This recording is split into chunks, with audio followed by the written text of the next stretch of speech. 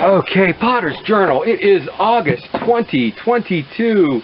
Kiln opening, special orders. Some thoughts on that, and you know, actually, it probably is the right thing. The give and take between you and who you're making the pieces for. I sometimes worry that am I doing what they want, but there is a bit of give and take there to find out what they like and what you can do. And I did have one nice comment with the rock plate that at some point they do come to you because they like your work and they do want to see, you know, what you will do too with their idea. There is a special twist on one piece here I'll reveal in the end. Okay, let's see what's in the kiln today. And now that I'm an all grown-up potter, special orders don't upset me. Let's see what's in here. We will start with the special order. Okay, a face planter. He knew how much the jugs were at this size. Somehow, though, you know, I can't imagine somebody paying for the planter. And this has got standard ceramic sea mist on it that people love this glaze. And you know, excuse me, I am starting to like it too. So these guys, even if he doesn't take them, I will be very happy. Maybe I should make a little bit of a lot of different face things. Oh, okay, great. You know, about a year and a half ago, I announced a firing that I called my worst firing ever. That too long and too saturated heat. And look at that. You can still see the bubbles from the pinholes. What I did was I re-dipped it in the bottom and the top glaze. Because it was glazed, it only took on a very thin coat of glaze. Refired it. Not that that'll always work. And I'm seeing even some purples showing through there. This has got a white slip trailed on it, and then a black slip banded on it, and then I swipe through it in what I call in a video I called, is this a trick or a technique? And just another refire save.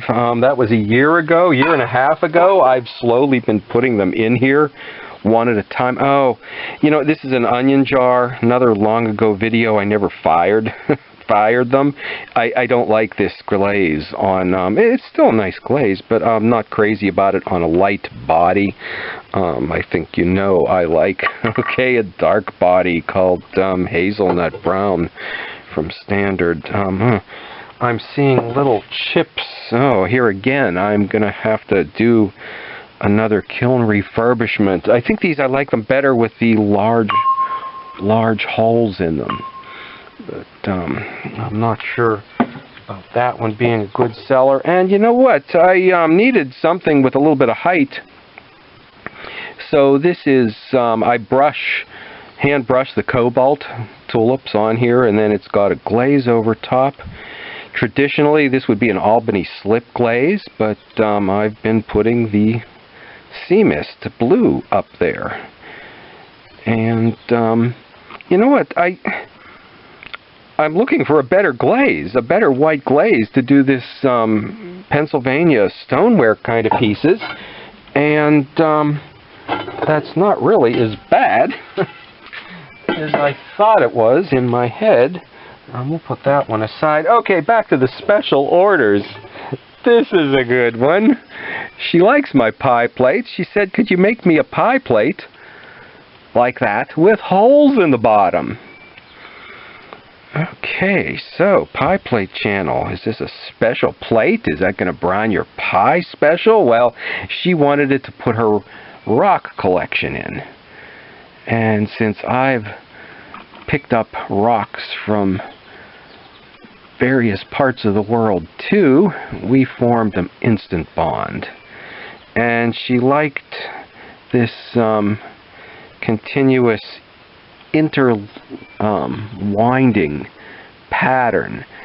She suggested that I do that, a figure 8 with the holes for the drainage, which I couldn't do, but I think she's going to like the design in there. So, And you know, this is one I probably should have taken, what do you call it, the deposit for, but somehow I'm more worried that I'm not going to get the pot made, and they're going to be calling me, where is it? So, little cheese thing. You know what, some glaze tests here. Oh, okay, and this one I'll pick up right away. This white glaze of mine, that I thought, how would it look on the specked clay? And for some reason, it just looks more white. So, I once had a pot that I thought I liked it with, but not so much. And I don't know what this is. I think here's the ones I'm looking for. And, oh wow. I think this is, I blended a blended glaze. I accidentally dumped some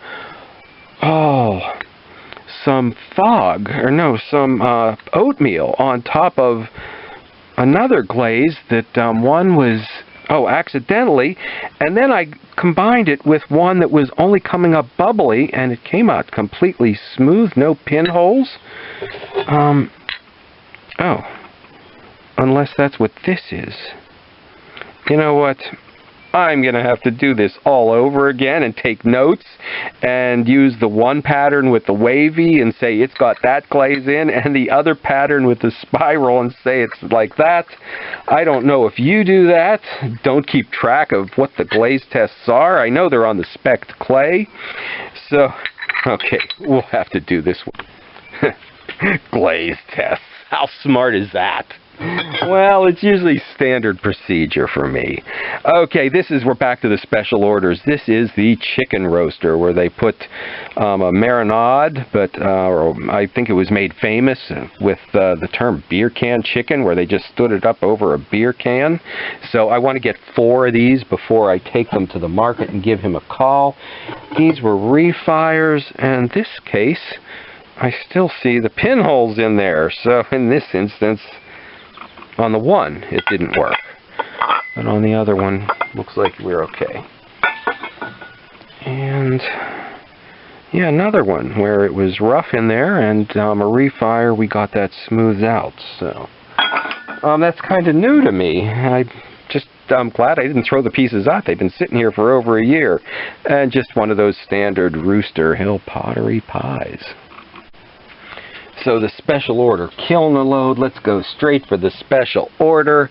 He asked for it, not like the popular fad, but okay, with just a spike where you put the chicken over and the vegetables down here, and then the fat drips on the chicken. This is a design that's kind of semi-historically from the Balkans, and also known in Portuguese cooking.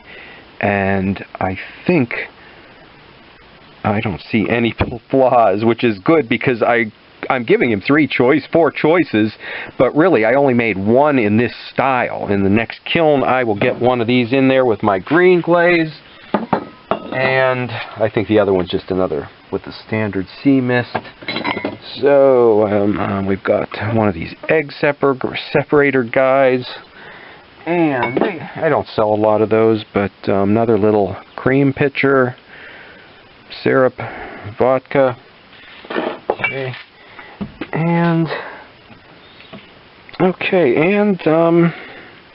this looks good down on the bottom. This one was not a refire. So, another batter bowl. Another heart-shaped thing. And let's see what we've got here. Bottom and top. Looks like the top was a little hotter, because sometimes the question was, well, was it not hot enough in one spot? But okay, these are, this time, well, I know that they are tests of a specked clay that I didn't like and decided not to use. But I've got a ton of Pittsburgh mugs made with it, so I wanted to find out what glaze to use. And here, okay, I think it is either the oatmeal or or the glaze that's blended that I accidentally dumped something on top of the oatmeal. Okay, but I think it would work with either glaze. Here it is. I know it is the glaze that I accidentally blended with another glaze that bubbles sometimes mixed in with it. So a blend, and you know what, this is okay. It's a little matte, but some of what was in the blend was a matte.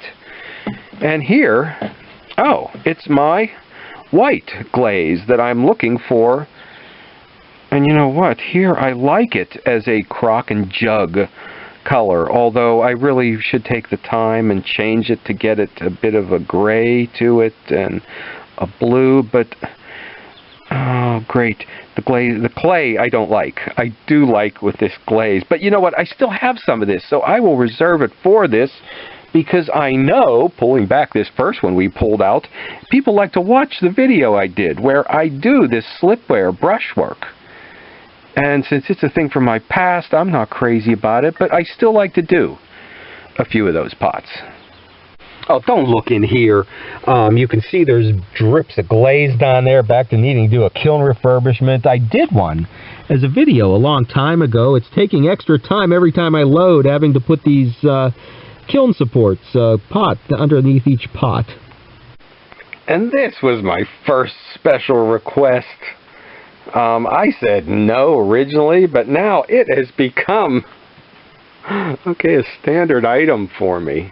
And it doesn't work when you do shows far from home, but in your home studio, recreating this, I called Humpty Dumpty bowl for Special Order Annie, who visits me all the time, is great. She also sent a friend to me for the chip and dip plate, so that's what got me started on that. But it's the farmer's market, and because I'm there every week, I heard so many times sponge and letter holders. That's where I think one of the places I heard about the egg separators. And that is where, oh no, this is another local. I need to make this. A large lidded jar. That's one I've been putting off.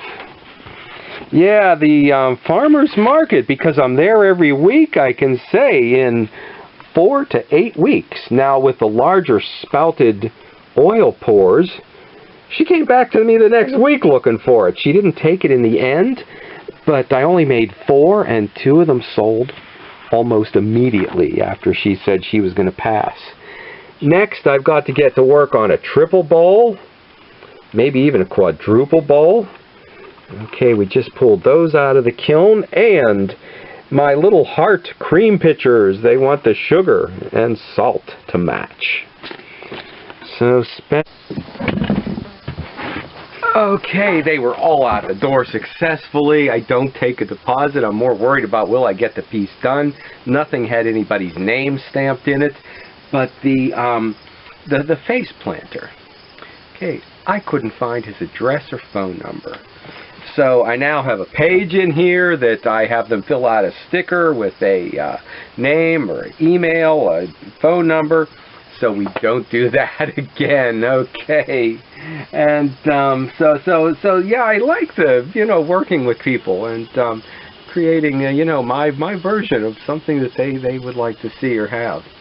There are a few things, no ashtrays, and I don't know. What do you think about this one? Should I try this? Is this right for me?